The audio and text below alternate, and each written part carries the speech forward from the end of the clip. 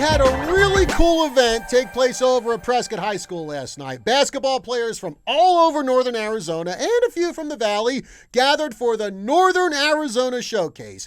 Guys who were opponents during the regular season got to play on the same team. Some guys who were teammates during the regular season played against each other. So, yeah, kind of weird to see, Prescott's Uriah Tenet and Zane Gall on opposite sides of the court, and same with Bradshaw Mountain's Ben Wilder and Dante Landis. You even had two former Bradshaw Mountain players and current Yavapai College players, Carter John and Josue Luna, as the coaches for Team Burt and Team Sway. Hey, I didn't come up with the names. Those are the names that they gave me on the roster anyway. But all in all, a really cool event put on by ArizonaPreps.com to highlight these players and hopefully get them a little more notice among college coaches. And I got to check it out because the mother of one of Prescott's players, Danny and Bernardo, asked me if I could do the PA announcing for the game. And I said, sure, no problem. But I'll tell you, doing the announcing over the PA is a much different beast than doing the play-by-play I normally do. I know there are some guys who like to do play-by-play over the PA, and I think many fans find that annoying, in my personal opinion. But then there are the PA announcers who feel they need to scream every single word they say. And of course, 90% of the time, they have their mouths so close to the mic that they're practically making out with the thing. So while in their minds, they're thinking they're making the game really exciting by screaming every word. All they're really doing is filling the field or filling the arena with very loud and very distorted noise. And that kind of stuff just gets on my nerves, about as much as PA announcers who butcher the names of players because they can't be bothered to walk up to a coach before a game and say, yo, man, how do you pronounce this dude's name? So I tried to keep it professional with my PA. I just called out who made the baskets. And a lot of times I put in my own inflection in my voice, threw out a nickname every once in a while, like Tenacious T for Uriah Tenet or the Wild Man for Ben Wilder. Then there's this one player from Sandra Day O'Connor, Nemo Williams. Oh boy, did I have fun with that name. And you're probably thinking, oh, you made some references to Finding Nemo when he made a basket, right? Heck no! Nemo happens to be one of my all-time favorite songs by Nightwish. In fact, every time that you hear me drop a reference to some European metal band, you can thank Nemo for that, because early mid-2000s, when I first got satellite radio, I had on one of the metal channels, and they played Nemo, and I listened to it in utter fascination. A song with ripping guitars, and an orchestral sound, and a singer with an operatic voice. Back then, it was Nightwish's original singer, Tarja Turunen, who, by the way, is coming to Phoenix in June. And oh, you better believe I am going to that concert. Anyway, that was my gateway song into the wonderful world of symphonic metal and just European metal in general. So I had me some fun whenever Nemo Williams scored, making references to that song, even though that probably no one else in the gym knew what the heck I was talking about. Anyway, like I said, very cool experience. Some other local guys who played in the showcase last night were Prescott's Jake Hilton, Pippi Brown, and Micah Bittner, and Bradshaw Mountain's Amari Lawrence and Caden Reed. We also had some guys from Flagstaff and Coconino, including Coco's Ivory Washington, and man, oh man, is that guy just a human highlight reel. He made some flat-out incredible baskets last night. One of which, after I announced it, I was just so floored by the way he put down that ball. I looked over to Carter John on the Team Burt bench. He turns to me and he says, "What do you have to say about that, John?" And I'm like, man, I got no words. That was just unbelievable. So I hope Ivory Washington winds up playing in college somewhere because, man, that guy is fun to watch. A couple other non-local guys who were fun to watch last night. Tommy Randolph from Phoenix Christian. That guy made some wicked awesome baskets. Then there was Jaywan Gould from ALA West Foothills.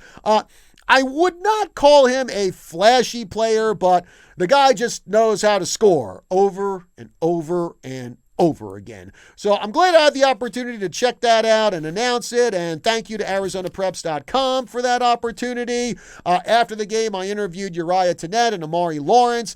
They both really enjoyed being part of the Northern Arizona Showcase. And, speaking of Uriah Tenet, they had a slam dunk contest at halftime, and he won it.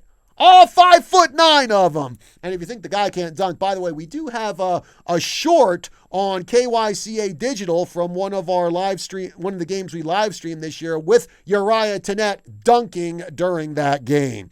And after the game, one of the organizers of the showcase gave the players some good advice about being recruited, about how there's nothing wrong with going the junior college route, how even if you remain unrecruited going into the summer, don't give up. In fact, I've seen quite a few examples at Yavapai College and Embry-Riddle of players signed in June, July, even in August, because you never know what's going to happen. A player could go to a school or a player could sign for a school, then get cold feet and just pull out before school even starts, or they get to the school and within a month or two, they don't like it there and they just quit. So now that coach has an opening for the roster and bang, there's your opportunity to play. So just keep putting your name out there, put your game film out there, and don't just make your game film highlights of you making big plays. Show yourself making an assist or helping out a teammate in some way, because I'll tell you this, more and more coaches are looking at what an athlete does when they're not making the big play that makes it on the highlight reel. So hopefully players took that advice to heart. And even if some of these players don't plan on playing in college, at least it gave them one last hurrah on the high school basketball court. And, hopefully we'll see more of these showcases here in the Tri-City area at Prescott High School or Bradshaw Mountain High School. Heck, maybe put them on at Yavapai College or Embry-Riddle Aeronautical University. And not only for the boys, because Prescott girls basketball coach Jamie Johnson was at the showcase last night, and she said that she hopes they do one of these showcases for girls basketball. And I say, heck yeah to that. And final score last night, Team Burt beat Team Sway 149-134. Again, I didn't pick the names. I just report on them. So, hey, you got 12-minute quarters, not much defense. So you're going to have a really, really high-scoring game like this. Let's see. For our local guys, for Team Burt, 19 points for the G-Force, Zane Gall. 15 points for the Wild Man, Ben Wilder. 12 points for Amari Lawrence. 6 points for Caden Reed. 16 points for Ivory Washington. 26 points for Tommy Randolph. For Team Sway, 20 points for Uriah Tenet. 9 points for Dante Landis. 5 points for Pippi Brown. 4 points for Jake Hilton. 2 points for Micah Bittner. And one of the other non-locals I was telling you about, Jaywan Gould. 26 points for him. All right, folks. Well, hey, 541-1016, number to call you on the Tri-City Sports Roundup, 928-541-1016. Thank you very much for joining us here this morning on either the radio side at 1490 AM, 103.5 FM, joining us online at kyca.info, or watching our live stream on our KYCA Facebook page. So thanks for following us, however you're doing it. So, coming up next, tennis, anyone? Yeah, I know it's a lame joke, but it was the low-hanging fruit, so I had to take it. Anyway, on the show with me today, we're going to be talking tennis with members of the Prescott tennis team. In the studio with me, I have Coach Sterling Fetty. I also have Laten Fetty and Ava Strawser. So we'll be talking about their season, and both boys and girls off to terrific starts for the 2023 campaign. So we'll be talking to them right after this break. We'll be back after this. Welcome back to the Tri-City Sports Roundup, everyone. John Rust with you. And I was talking about Nemo being my gateway to European metal. For those of you on the radio side, you heard another European metal band. That is Helvety from Switzerland doing Call of the Mountains. Great folk metal band. And I'll tell you what, the only time I've ever banged my head to a hurdy-gurdy was for Helvety. If you're wondering what a hurdy-gurdy is, it's this like medieval instrument. It kind of looks like a violin and it's got a hand crank on it. But they have that in their band. Anyway, enough about that. Folks, Prescott boys and girls tennis, they've been off to a great start this year. The boys are 4-0 as they head into spring break. Girls are 3-1 on the season. And joining me in the studio today, I have Coach Laten Fetty and two of his players. I have Laten Fetty and Ava Strawser. Guys, good morning and thanks for being with us here. Yes, thanks for having us. Good morning, John. All right, so Coach, let's start off with you here. Like I said, maybe there were some question marks going into the season. I know you have kind of a small roster for the boys. There were quite a few girls who were really big for you last year who graduated. But man, oh man, both sides are off to really great starts. So what do you attribute this early season success to? Well, always success to our seasons and what they did in the off season. I mean, we get such a short season, and with the bad weather starting out, it's so tough for us to get that time. So the off season is the critical piece. Girls, I was really very nervous because we have a young squad. We lost 5 of our 7 last year, and boys, I was pretty confident. We were looking pretty good. One of the boys, my younger son, wasn't sure if he was going to play. He decided to play last second, and it's been a pretty big depth addition to our team. So excited for both teams so far. All right. So Laten, Coach just was talking about the weather, and of course, everyone living here knows we've had rotten weather for the last couple of months. And just talk about how much that has impacted not just your practice time, but also I think 1 or 2 matches had to get postponed because of the weather. Yeah, we had a few reschedules because it was just too windy or rainy, and then it affects us all the time because we can't get out there and practice and get used to hitting the ball at full power when it's blowing the ball away from us, or when it's raining we can't even go out and practice because it just slides. Now, Ava, I've been to some tennis matches where the wind is just crazy insane out there. So when you have these windy conditions, especially here in Prescott, or when you go over to Bradshaw Mountain High School, because it seems like in the spring Bradshaw is just a wind tunnel, what are some of the adjustments you have to make to your game in order to compensate for windy conditions? Yeah, it's definitely really difficult. I mean, windy conditions are personally for me like my least favorite. It's conditions to play in because it's just so hard to adjust to it. But some adjustments I'll make are to just maybe add more power or less power to my shots depending on which side I am on the court, or I don't really know, just attack more and just be more at the ball because it's definitely hard to know where it's going when it's windy. So just adjust more in that way. Yeah. All right. So Coach, again, given how much the weather has impacted the season this year, and also the other impact is, unfortunately the courts haven't been completely done over at Prescott High School. So given all those factors working against you, how impressed are you that both the boys and girls have been able to play really, really well here in the early going? Again, most of them played a lot in the off season, which is huge. Then I brought in Coach Collette this year, tried to preempt knowing that this could happen to us. It happens every year, and we brought in Coach Collette, got to check out the new weight room. So we still got our physical conditioning done, and that was, sometimes the kids fight me on that, but I know that in the long run when they're playing these third set tiebreakers, they need that fitness. They need to know that, hey, we've got the endurance to stay through this match. Some of the kids have already gone through it. That went through it on Tuesday with Havasu. I mean, it was a heck of a battle. Down 5-1, comes back, wins the set, 7-5. I mean, that shows that you're ready for that moment, and that's huge. The kids, they're performing. We do challenge matches to get them ready. They hate that process, but I know that that's important. I know that they need to have that kind of that mental anguish a little bit that just drives them crazy and get through it, because guess what? That's what's going to happen in the real match. So, and I did mention about the tennis courts. Starting last year, there was a massive improvement project for the tennis courts. Unfortunately, right now, due to weather, and I think also due to supply chain issues, it's been 2 years since we've come to realize what that term means. Unfortunately, only 3 of the 6 courts have been completed. So what's the progress report now for the other courts? How is that coming along? Well, the last I heard is it sounds like maybe the first week of April. Company's coming back. We've got a little bit of cement work to do. We still have some lines to paint and some coloring to put down. I'm hoping, if the weather's all right, we need about 60 degrees for a good stretch to get this done. The rain last night didn't help us again, so I'm thinking that that's going to hopefully not detour us longer, but we've been trying. We've done 2 home matches now, one with the girls, one with the boys, and it makes the match start earlier. We're starting at 2:30 to get the match done before dark. We do have amazing lights. Haven't turned them on yet, but I'm excited to see those work when we need to.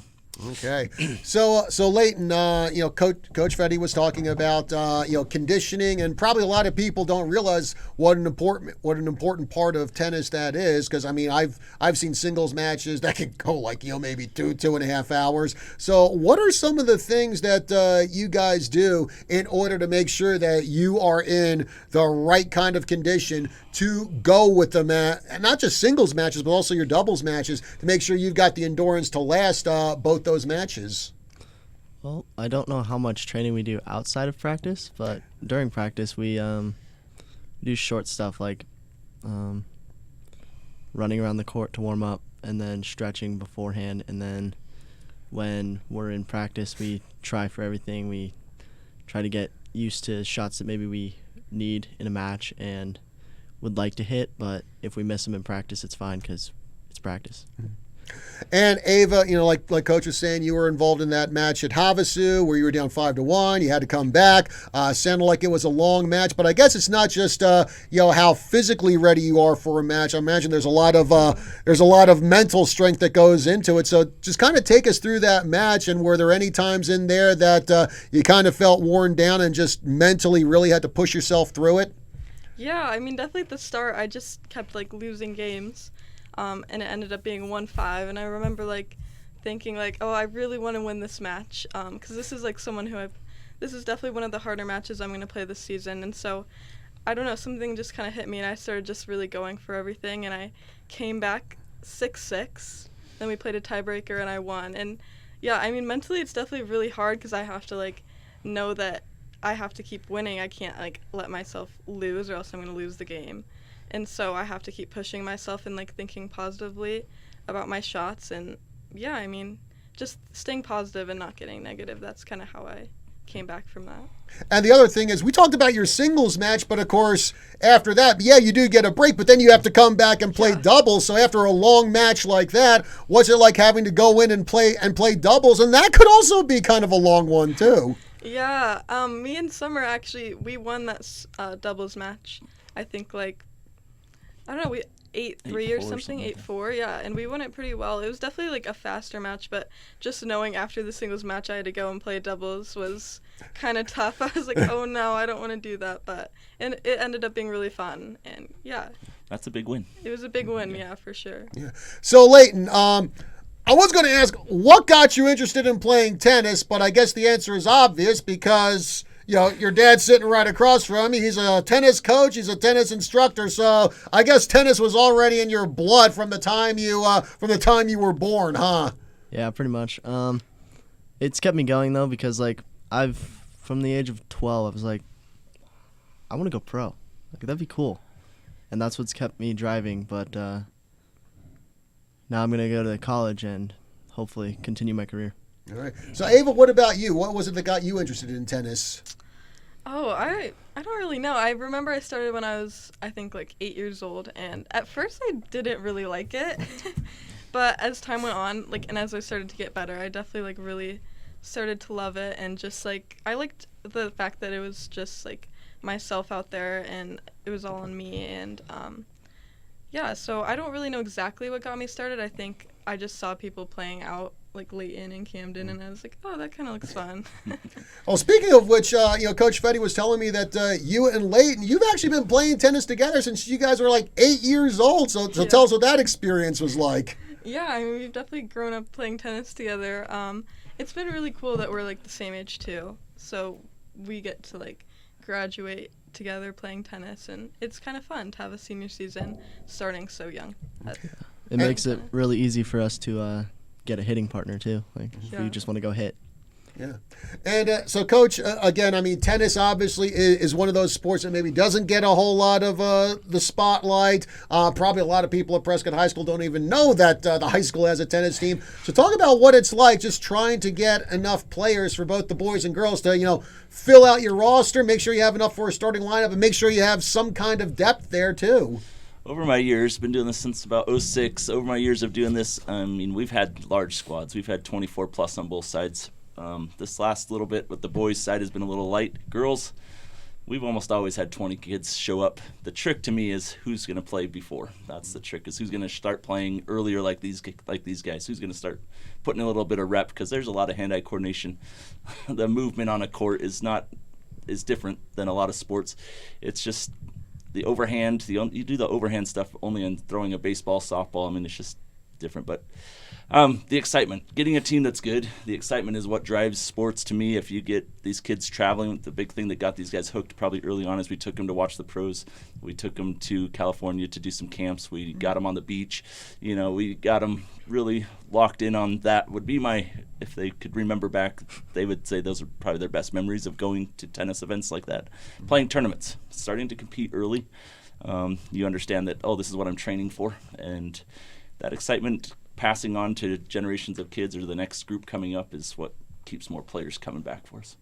All right. Well, folks, in the studio with us today, we have Coach Sterling Fetty from the Prescott tennis team and two of his players, Laten Fetty and Ava Strawser. So we're going to be talking to them on the other side of this break. But before we go to break, as always, time to see who shined over the past 7 days as we present the Tri-City Sports Roundup 3 Stars of the Week. Starting with the ladies, our number 3 star is R.J. Para of the Prescott softball team. She was the winning pitcher with 13 strikeouts in the Lady Badgers' 7-1 triumph over Deer Valley Monday. The number 2 star is Vanessa Brink of the Embry-Riddle softball team. She was the winning pitcher with 14 strikeouts in the Lady Eagles' 8-1 triumph over Antelope Valley Monday. And our number 1 star of the week is Cassidy Oberon of the Chino Valley softball team. She had a home run and 6 RBIs in the Lady Cougars' 13-11 victory over Winslow Monday. Now for the guys, our number 3 star is Trevor Lewis of the Embry-Riddle golf team. He finished second at the RMC Intercollegiate Tournament Wednesday. The number 2 star is Zane Gall of the Prescott volleyball team. He tallied 17 kills in the Badgers' 3-0 sweep of Dysart Tuesday. And our number 1 star of the week is Jack Mason of the Prescott track and field team. He placed first in both the long jump and triple jump at the Buckeye Invitational last Saturday. Oh, by the way, Jack Mason yesterday signed to continue his track and field career at Wagner College in Staten Island, New York. Not too far away from my old stomping grounds over there. I'll tell you what, Jack Mason, he's in store for some really good pizza and some really good Chinese food over there. So best of luck to you, Jack. All right. Well, folks, break time here on the Tri-City Sports Roundup. We will be back with more right after this. We are back on the Tri-City Sports Roundup. John Rust with you here on a cloudy and probably soon to be rainy Saturday morning here in Prescott. But joining me on the show today, we have Sterling Fetty, head coach of the Prescott tennis team. Also, we have 2 of his players, Laten Fetty and Ava Strawser. And of course, since we have athletes in here, well, time for some lightning round fun here. Let's find out a little bit more about their teammates. So, Laten, I'm going to start with you here. On the boys team, who would you say is the best dressed player for Prescott? Who is the team fashion plate for the boys? I'm going to have to say it's Cole, because he just dresses nice. Cole James, right? Yeah, Cole James. Okay. So who would you say is probably the funniest guy on the Prescott boys team? My brother, Camden Fetty. And who would you say is the most serious guy on the team? That would probably be me. I'm probably the most focused. Okay. And now who is the most talkative guy on Prescott boys? Well, that could be between Camden Fetty or Luke Raber. Okay. Depends on the day. And who would you say is the quietest guy on the team? Probably me or Carter Thompson. So, Coach, you bring the quietest guy on the team here to be on radio, which is kind of a medium where we need to talk a lot. I figured it was good for him. Okay, now for the really fun one. Who on the Prescott boys team can eat the most in one sitting? It would be pretty close between me, Luke Raber, and Cole. Oh, boy. I can't imagine what it must be like for team dinners trying to have enough food for those guys. I'm glad I'm not paying for it. Actually, I'm paying for 3 of them now. So. Okay, so Ava, let's get on here with the girls team. And who would you say on the girls squad is the best dressed player, the team fashion plate? I would say Eva has pretty good style. I really like her style. It's cool. Okay, now who would you say is the funniest player on the Prescott girls team? Ooh, I'd say me and Faith have a pretty good laugh all the time, so I'll give it to Faith. Okay. And who is the most serious player on the team? Ooh, probably Kira. I would say Kira. Okay. And who is the most talkative player on the team? Probably Summer. Summer's pretty talkative. And who is the quietest player on the team? I would say either Kira or Addie are probably the quietest. Okay. And for the fun one, who on the Prescott girls tennis team can eat the most in one sitting? Oh, probably either me or Lacey. I'd say one of us. Because wasn't Ava Andrews? Didn't she hold the title for that last year? And Yeah, Ava would definitely, if she was still here, it'd go to Ava. all right. Well, along with tennis, Ava, both you and Leighton are also involved with what's called SALT over at Prescott High School. So, if you can explain to the folks of the audience what exactly SALT is. Well, SALT stands for Student Athlete Leadership Team, and it's basically just kind of like the top athlete leaders at our school that are all in this club, and like once a month we get together to kind of just talk about like important leadership positions that we can get involved in. One of them was we can go to the elementary schools and kind of talk about like how drug use is bad and all that stuff. So that's kind of mainly what we go over. It also helps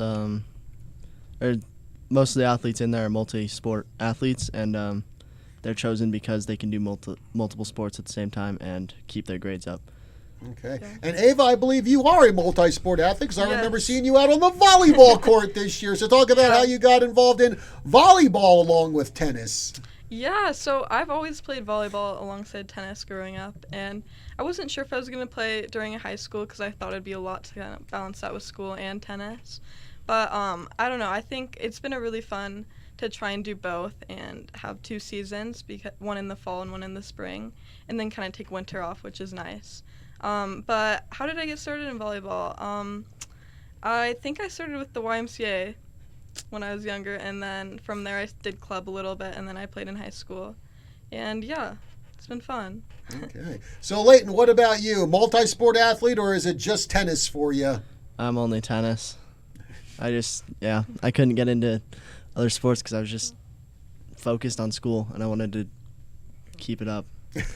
All right. So, Coach, you mentioned about how important the off-season stuff is for your players, and I know one of the things that you like to do is take them to tournaments. Out of season. I think last summer you took a whole bunch of local players. I believe it was to a tournament back east. I believe in Florida, if I remember right. Yeah, so we've been doing junior team tennis, which similar to what you were talking about with the basketball last night, that we take kids from all over northern Arizona, put them on teams, and play against other teams from the Southwest to qualify. And we've been lucky in the last 6 years or so. We've qualified about 4 times to go to the Nationals in Orlando, and these kids were there this year in October. And we had a kid from Kingman on our team. We had a kid from Flagstaff on our team. We had a couple from the Valley. So it was it's fun when they're not having to necessarily compete school against school. They get to blend it up a little bit and play against each other. And I mean, that's one of those pivotal things that these kids do that keeps them wanting to come back and play in the game and not wanting to hang up the rackets yet. Yeah.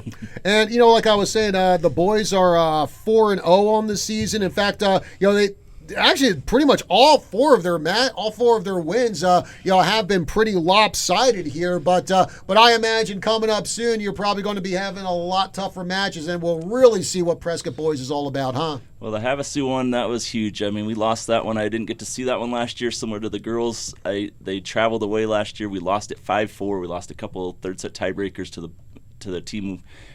We ended up qualifying for state last year, but we were like the 16th team, so we ended up playing Catalina. And first round, that was tough, but to beat them 8-0 just on Tuesday compared to losing 5-4 last year was huge. I mean, that's motivation for the team to know that, hey, we improved a lot, and we're going to have a good season on that boys side, I predict, as long as we stay healthy and everything that needs to go along with only 7 guys. So it's a small crew, but I'm really excited. Cactus Shadows coming up, always a big one. We don't have Notre Dame this year, which I just realized a little bit ago. I'm like, that's totally different. We're used to having Notre Dame on there. Flagstaff boys, very strong. And we'll see how it goes. And on the girls' side, again, they're 3-1 on the season. They have had a couple of match sweeps. The latest one was this week. They won 9-0 over Eastmark. They also had a 9-0 win over Cactus to start the season, and looked like a pretty competitive match against Washington a few days ago, and that was a 6-3 win down there. So something exciting I'm seeing on some of these coaching sides is this Eastmark team we just played on Thursday. They have 2 high-level coaches. Like, these coaches are not – they know what they're doing, and this is a young school down there. That's going to be a very big school to watch out for. Cactus had former collegiate athletes coaching. I go, this is what I like to see. This means our sport is growing. But, yes, our girls showed up on those 2 matches. They showed up in Havasu, too. It was just really tight. I mean, we lost 2 tiebreakers that I saw on paper. I wasn't there for it. I know it's hot. That travel is very difficult, 3.5 hours each way on a bus. I mean, you're not always set up to play your best on those moments. But that's those battles going through that early in the season is going to pay off in the long run. All right. So, Leighton, for all the years you've been playing for the Prescott High School boys tennis team, let's say outside of your home court, where would you say are probably some of the best courts that you've played at during your high school career? Best courts like high school courts or best school courts anywhere? Or I guess best courts anywhere during high school, yeah. Best courts would be probably when we went to Florida for nationals, and they had clay courts there. But then they also had like 100 regular courts that are just all over. All right. So, like, during your high school career, what's probably some of the worst courts you've ever played on? Worst courts? Probably in the off season when we were at the racket club. They have a couple courts over there that are fairly bad. And of course, again, sometimes it's a spring sport, but early in the spring, you can get some foul weather. So, what were some of the worst weather conditions you've ever played in? Definitely the wind. That is a huge factor. But I mean, when it starts raining, we go and mess around in it, but we don't actually play because we can't injure ourselves. Okay. So, Ava, for yourself, what were probably some of the best courts you've played at during your high school career?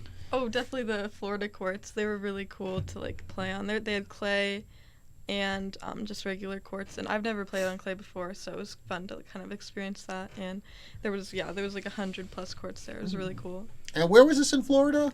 Orlando, Florida. Yeah. So did you have to encounter any alligators while you were down there, or what? They actually did have a lot of signs near the little ponds and lakes saying beware of alligators. So definitely warning. So. We didn't encounter any, but oh, okay. Because I know I've had people from the Embry-Riddle golf team on my show, and they've had competitions in Florida, and it seems like every time they go in there, there's oh yeah, we were ran 15, 16 alligators there, one just sunning itself on the court. So at least you didn't have to worry about hitting a ball and it winds up near an alligator or anything. Yeah, true. So what were some of the worst courts you've played at during your high school career? Ooh, well, we recently just played at Washington, and their courts are super close together, so it was kind of hard to the balls would oftentimes go into the other courts, and it was hard to keep track of all our balls. So I mean, the courts were nice, but they were just a little different than what I'm used to playing on. Kind of cramped together. Yeah. Big upgrade is they don't have metal nets anymore. They used to have metal nets at Washington, and a lot of the schools down there had metal nets, and the bounces you get off those, they just switched those this year, so that was nice to not have to play with metal nets. Oh man, so kind of like I asked with Leighton, what have been some of the worst weather conditions you've had to play in during your high school career? Definitely the wind. That's just really difficult to play in. I mean, I've also had to play in the snow one time. Last year we were mid-match, it started snowing like crazy, and we canceled it, but for a little bit we were still playing in it. So that was kind of difficult, but definitely the wind. I hate playing in the wind. And Flagstaff wind is the Flagstaff wind, yeah. Oh, even worse than Bradshaw. Yeah, Flagstaff is colder. It blows from left to right. It doesn't come north-south kind of wind. It's especially at Coconino's courts. It's so sideways. It makes you can lob it onto court 2 and it brings it back onto court one. I mean, it's pretty crazy. So Leighton, I saw your face. You had a pretty good facial reaction there when Ava mentioned about playing in that snow. So I guess you had experience with that too. Yeah, last year when I was doing my challenge match against Owen Thomas, we had it snow pretty hard, and on one side you couldn't even see. It was so bad, and both of us almost got hit multiple times, and we had to call it. And I can imagine also, along with it being cold and sometimes the visibility is bad with that, I imagine, it also like stings in your eyes and everything, and then you have to concentrate on swinging and hitting the ball, huh? Yeah, definitely. Oh, man. So Leighton, we got a few minutes left to go here on the show. So Leighton, I believe for both of you guys, this is your senior year, right? Yes. Okay, so what are your plans for after you graduate from Prescott High School? Well, I'm planning to go to college. I have a verbal yes to Mesa Community, but I'm not sure if I'm not 100% sure if that's still the right choice or not. So I'm sure there's going to be a college out there you're going to land at. Yeah. So, in fact, if I remember a few years ago, one of your players, Marroquin, he actually went to one of the JUCOs down there, Paradise Valley, I believe, and then went to a 4-year. Great memory. Yep.